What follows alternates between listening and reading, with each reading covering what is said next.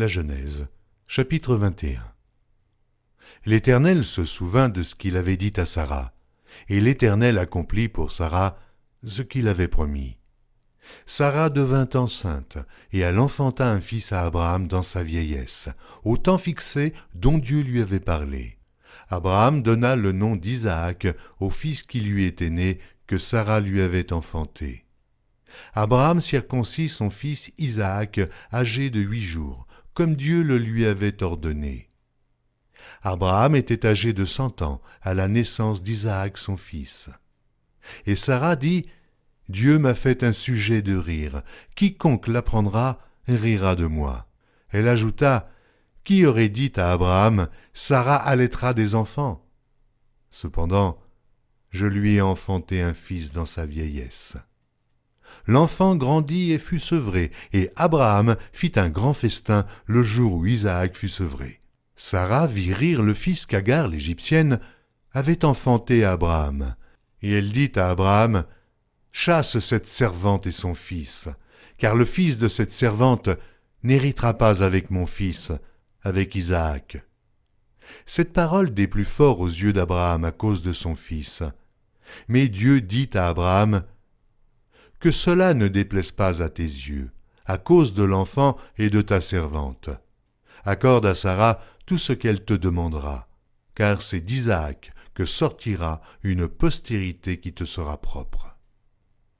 Je ferai aussi une nation du fils de ta servante, car il est ta postérité. » Abraham se leva de bon matin, il prit du pain et une outre d'eau qu'il donna à Agar et plaça sur son épaule. Il lui remit aussi l'enfant et la renvoya.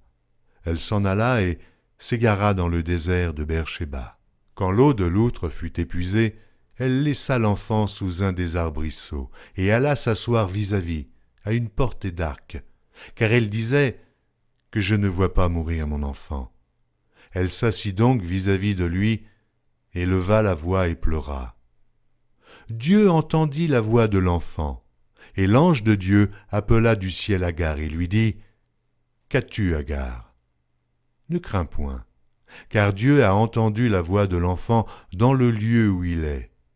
Lève-toi, prends l'enfant, saisis-le de ta main, car je ferai de lui une grande nation. » Et Dieu lui ouvrit les yeux, et elle vit un puits d'eau. Elle alla remplir d'eau l'outre et donna à boire à l'enfant. Dieu fut avec l'enfant qui grandit, habita dans le désert et devint tireur d'arc. Il habita dans le désert de Paran, et sa mère lui prit une femme du pays d'Égypte.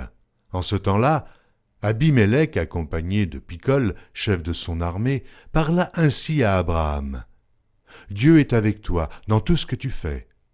Jure-moi maintenant, ici, par le nom de Dieu, que tu ne tromperas ni moi, ni mes enfants, ni mes petits-enfants, et que tu auras pour moi et le pays où tu séjournes la même bienveillance que j'ai eue pour toi. » Abraham dit, « Je le jurerai. » Mais Abraham fit des reproches à Abimélec au sujet d'un puits d'eau dont s'étaient emparés de force les serviteurs d'Abimélec.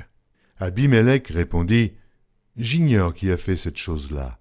Tu ne m'en as point informé, et moi, je ne l'apprends qu'aujourd'hui. » Et Abraham prit des brebis et des bœufs qu'il donna à Abimélec, et ils firent tous deux alliance.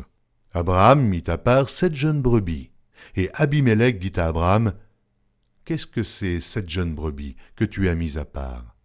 Il répondit, « Tu accepteras de ma main ces 7 brebis, afin que cela me serve de témoignage que j'ai creusé ce puits. » C'est pourquoi on appelle ce lieu Beer-Shéba, car c'est là qu'ils jurèrent l'un et l'autre.